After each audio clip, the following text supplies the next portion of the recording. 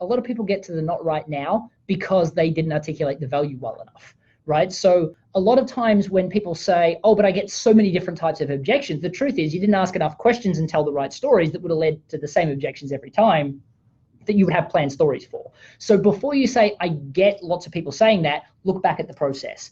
But if you are getting people that are saying that, the first thing you want to do is not just rely on you picking up the phone all the time.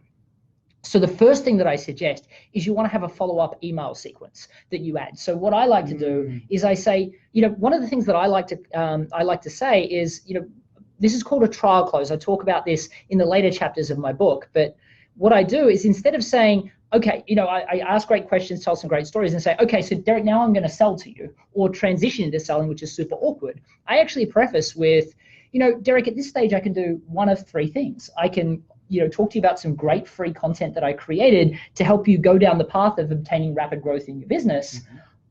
And this stuff, I know a lot of people offer some really average free stuff. My stuff is proven to double people's business in 60 days. So, and I sell the free stuffs, right? Because what you're doing is you're creating law of reciprocity and you're creating indifference where they're like, I trust this guy. He's trying to sell me on the free stuff. Then I say, or I can talk to you about an academy I created for like-minded service providers all on the same path towards rapid growth, or I can talk to you about what working with me would look like. Do you have a preference? Now, if you've done your job right, they're going to say academy or working with you one-on-one. If you haven't done your job right, they're saying you haven't fostered enough value yet. So just talk to me about your free stuff and get me off the phone. Yeah.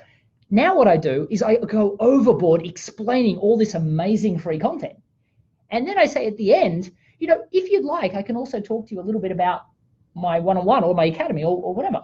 And they're like, you know what, Matt? Okay, talk to me about that. And then the closure rate on those is phenomenal. But if I didn't have free content that I offered, perhaps not. Now, for somebody that says, I'd love to work with you, I'm just not ready right now. Well, they've already agreed to the free content. So the free content's a series of emails that's going to last like 3 months, constantly reminding them of who I am.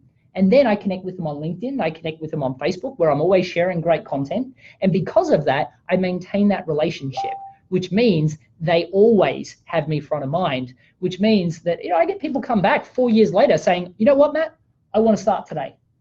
I like that, because it's one thing if somebody emails you or they call you and then they start getting this stuff unsolicited, because then, technically it's spam.